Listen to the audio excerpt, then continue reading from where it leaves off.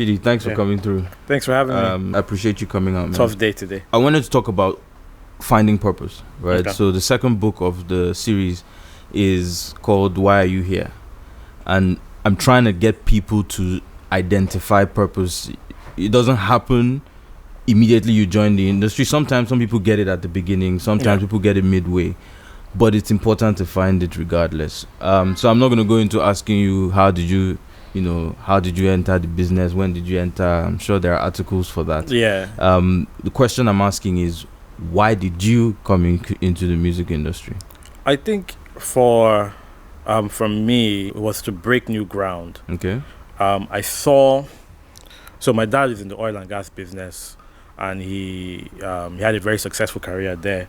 And when I was growing up, I thought I was either going to end up they thought I was going to be an engineer. I was really good at maths and everything, so they were pushing me towards engineering or medicine or science, but that was never really my thing and everything. And then I always felt like I had a benchmark that he has set, and I have to surpass whatever he did.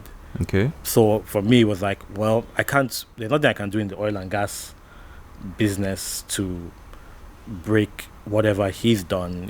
He project managed and built the first fertilizer company in Nigeria and everything. He was project manager, and he became the first Nigerian MD of that company. So it was like, oh, this guy has already has reached this thing. Where am I going to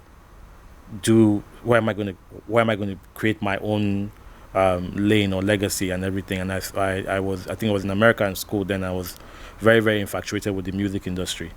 I'd watch like behind the music documentaries and everything, and it just clicked to me that this is what you spend like so much time reading and researching and learning about it, that maybe this is where it should be. At first I thought I was going to be a politician. Okay. Because I was just looking for a place to make impact and everything. Like I went to make impact that can match or surpass what he did. So that led me to like the music thing, and me being so passionate about the music space, and then seeing how far back the Nigerian space was compared to what was happening in America and the UK and everywhere else. And I was like, there's a huge potential possibility in this market.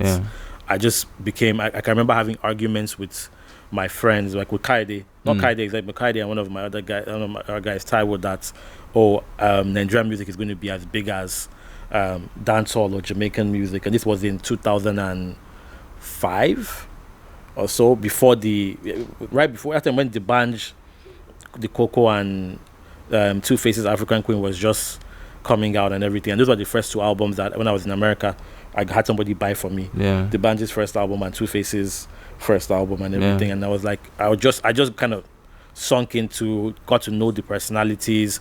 I'd be on Facebook messaging Audu, messaging Obi Asika, just trying to see what was going on. I would tell them I was working on school papers and I needed research or whatever. People would have done that to me.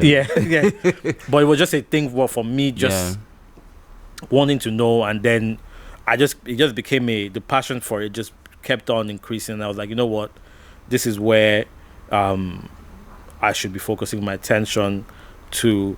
I started Aristocrat Records in like 2006 in uni, in college. So I took out my scholarship money that year, bought equipment, built a website.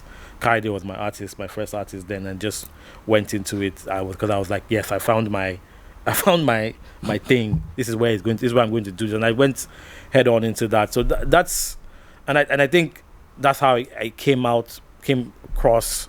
But the deeper and the more time I spent in the industry, that purpose has just become more like glaring and everything, where it's become less about trying to live this legacy to match what my dad did, to okay, you're here to build something. Like the reason why that this is the real purpose is like, it's not that legacy, and if you build this, you would attain that too. But it's more about creating this platform for these young African artists It started as with music, but it's now over the years has now evolved, like, you know, creating a platform for young African, whether music or execs or talent to be able to play or show themselves at the global scale. Yeah. So that's where it's now at for me, where it's like it's still, this industry is where I feel like I can really make a difference and everything. So it's like, and there's a difference to be made, pretty much.